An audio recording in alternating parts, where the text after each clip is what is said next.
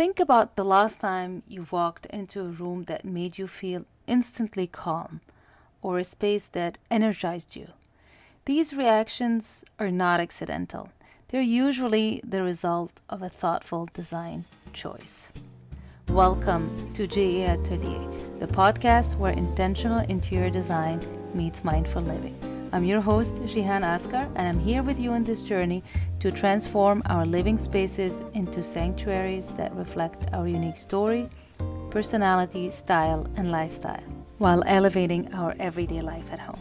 So step inside my design workshop and let's design your home together. So if you've been listening to my podcast for a while and you've attended some of my workshops, you've probably heard me say that a lot, that I like to approach design not just for form and function, but just also feeling. What does it mean, really? So not just for form, which is aesthetics and how beautiful the space is. Of course, I want it to be beautiful, but not just that. And function, which is, the functionality of the space. Does it work? Does it serve its purpose? But also the feeling. What feeling do we want to evoke in that space? How do we want to feel in that space? And how do we want to experience that place? And what kind of experience we want to create within that space? So today I want to dive a bit deeper into that concept and what truly makes a space special. Again, the experience and emotion it can create for us. For me, this is really a fundamental aspect of design, how it impacts our emotions and experiences. So just to recognize that spaces and environments in general do in fact influence how we feel and behave. Just understanding and leveraging that, we can then intentionally create environments that foster the emotions and even encourages the actions that we desire and we desire to take. So the aesthetics part, of course, is the first thing we tend to notice or the first thing we think about when we talk about interior design. But it really goes beyond that just visual appeal, that things look beautiful. The colors, the shapes, the texture materials that you choose will impact how you feel in that space, and you can play around with that. The functionality of the space is, of course, essential, but it should seamlessly integrate with the emotional goals that you have for that space. So you shouldn't just have it, or I'm hoping that we shouldn't just have a space just functional, but just also supports how we want to feel there. Because at the end of the day, it's our homes. So a well-designed room not only serves its purpose, but also supports the feeling that you want to cultivate. Because our homes are not just places we live in. It's not just a functional space, obviously. They are environments where we experience life's moments, big and small. We spend a lot of time in them.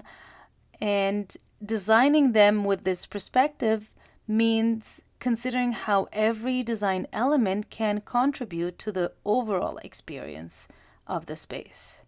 So a good example here is, for example, a kitchen. Beyond being a place to cook and eat, a very functional place, it's a lot of time a space for gathering, maybe even celebrating and connecting with loved ones. It usually happens that, you have a party and people tend to gather in the kitchen, especially if you have an open layout. But the design choices that you make in that space, if you want to increase that feeling of connection and you want to encourage to have that experience of people gathering there, then you will design it accordingly. It could be different design choices than, for example, a chef who will be using the kitchen primarily almost like a workspace or a place to experiment, with food and new dishes. So it's really how you think about the space before you design it. What is the purpose and what is the intention behind it and what you want to create there. So where do we start? We can start at least by understanding the primary purpose of the room and then the emotion you want to evoke there. In fact, I have a workshop. I believe it will be the day when this podcast is out. It's on Friday, July 26th. And if you want to sign up, I will put the link in the show notes. But it's all about how we feel at home, how to start uncovering what's the current feeling we have in certain spaces in the room, in the house, and how close are we to the feeling we want, and if we're not close, what can we do to get there? It'll be a very fun interactive workshop. You'll get a workbook, and we will basically work together on a space that you choose and see how do you feel there and how can you change it, and all the things you can think about to approach that design. So check the link in the show notes, and hopefully I'll see you in my workshop. But back to the examples I want to give. A good example is the bedroom versus an office or a home office. So consider a bedroom. Usually you want it to be a peaceful retreat. You want to relax, sleep, rejuvenate. So you will probably want softer material, neutral tones for the colors that you choose, textures that are soft, things that will make you really have that experience of relaxation. Again, the furniture choices will also play, of course, a role in that. The lighting, you want it soft, ambient lighting, something that is very gentle. So everything is really carefully curated to create that serene and restful environment. On the other spectrum, you could have the office, the home office, and do you want it, for example, for productivity or even creativity? So here the objects and furniture you pick and design that you create, will foster that vibrant atmosphere that will, boost your creativity or motivate you to work. Choices of colors, again, choices of furniture, and here the functionality also is very important for storage, organization, and all of that. Natural light, so that you are awake and energized. For example, for creativity specifically, you can have personal touches that make the space a little bit more artistic if that's what you want to achieve. And then the space becomes really uniquely yours and can keep you inspired throughout the day to be creative and productive. But ultimately, the key is personalization. It's really about you, your style, the lifestyle that you want, and how do you want to feel in this space? How do you want to experience the space, and what kind of experience you want to create? And this hopefully will create a deeper emotional connection to your home.